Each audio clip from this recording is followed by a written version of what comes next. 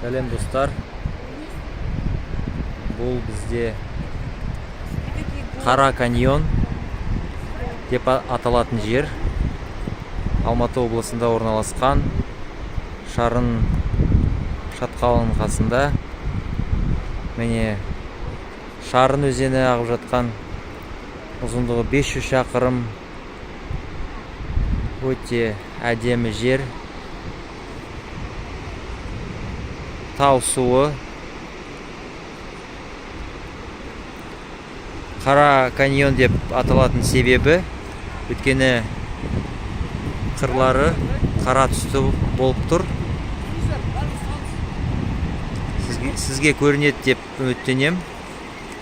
Бейнебаянда түрі осындай. Біз туристік топпен келдік.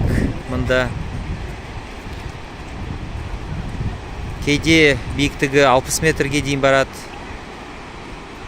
Ең кемі 10 метр.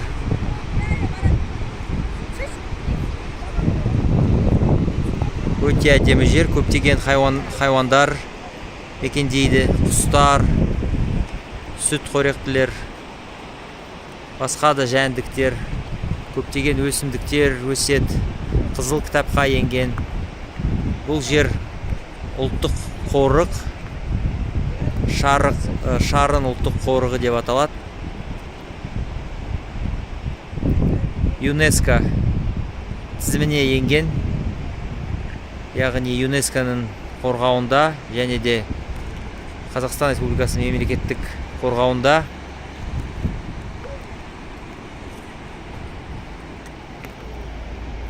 Дүние жүзінде екінші орын алады.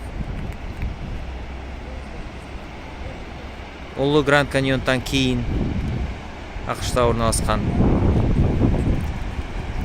Бәріне сәлем Шарын каньоннан.